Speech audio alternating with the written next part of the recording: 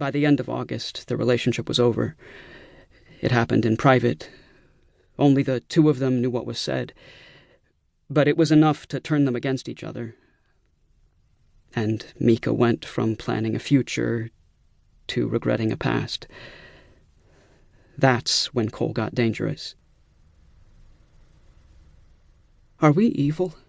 Holly asked me last night as we drove away from the barn, the rocks from the dirt road dinging the underside of my Hyundai. "No," I said. "He was the evil one. Would you have rather it been Meeka? Or us? Or other people? Of course not. And I know we didn't have a choice. That's right. I know that." "I doubt I'll sleep for days," I said, flipping on the high beams just as something skittered into the woods in front of us. "I'm not happy about any of this." "Are you crying?" Holly asked. "A little." She was crying too. I could tell from the tremble in her voice. "This will always be a part of us," she said. "But we'll get over it," I replied. No one is going to miss Cole. We're counting on that. Sure, he used to have other friends, guys like Gus Drummond, but they don't hang out anymore. He used to have us. He doesn't even have a family. Ever since his brother Craig took off to work the oil fields somewhere in the nowhere of Canada, Cole had been living alone in their trailer. No dad, no mom, no one. Meeka says the last time Cole talked to his dad was in middle school, when the wispy, bearded guy passed through town on his way from Montreal to Florida. He was driving a pickup with who knows what stashed in the truck box, and he stopped by to tell his sons not to fuck up your lives like certain people do. It was a not-so-subtle dig on Cole's mom, Terry. A sweet woman who worked the register at Carlton's Bakery. Terry had struggled with addiction for years. Alcohol and painkillers at first.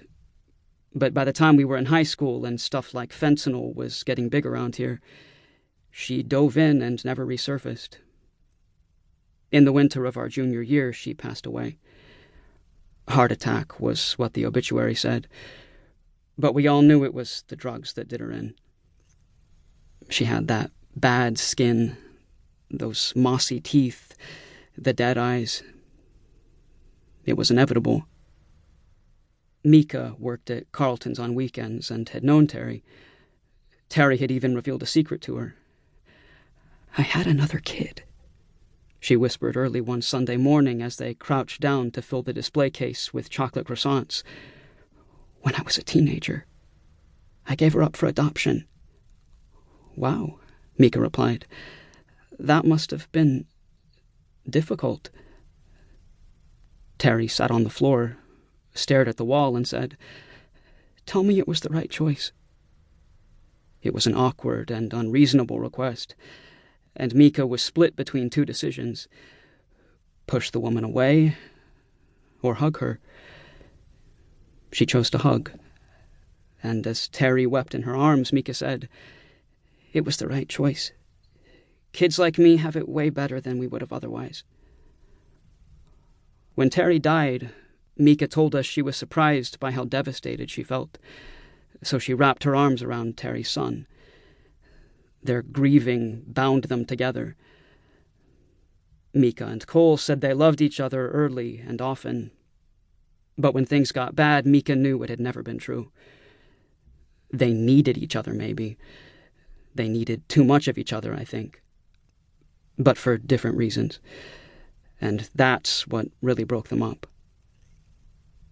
After the breakup, Cole decided to not return to Plainview High for senior year. His grades were terrible, and college didn't seem like an option. He had a bit of money, though.